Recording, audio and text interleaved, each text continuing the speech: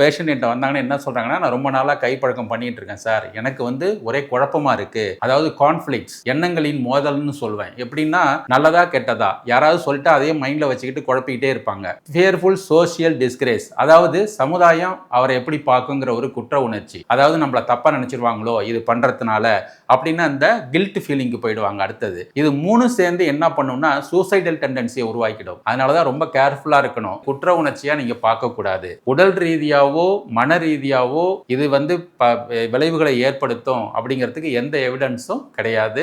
அதனால இதை நீங்க மனதில் வைத்துக் கொள்ள வேண்டும். இன்னொரு தேரி என்னன்னா யூஸ் இட் லூஸ் இட், பயன்பாடு இல்லைன்னா அது வீணா போயிடும். 18 வயசுல இந்த எஜாகுலேட்டரி ரிஃப்ளெக்ஸ் வந்து உருவாகுது. 21 வயசுல வந்து எஸ்டாப்ளைஸ் ஆகிற ஒரு சிஸ்டத்தை வந்து கைப்பழக்கம் பண்ணிட்டு இருக்கிறவங்க திடீர்னு நிறுத்திடுவாங்க. யாராவது சொன்னா இது கெட்டதுன்னு சொல்லிட்டாங்கன்னா அவங்க மனசுல பாதிப்பு உண்டாக்கி நிறுத்திடுவாங்க பாதிலேயே. கல்யாணத்துக்கு அப்புறம் என்கிட்ட வரவங்க என்ன சொல்வாங்கன்னா, சார் எனக்கு எஜாகுலேஷன் வரல, உச்சக்கட்ட நிலையை அடையறதுக்கு ப்ராப்ளம் அப்படின்னு சொல்றாங்க.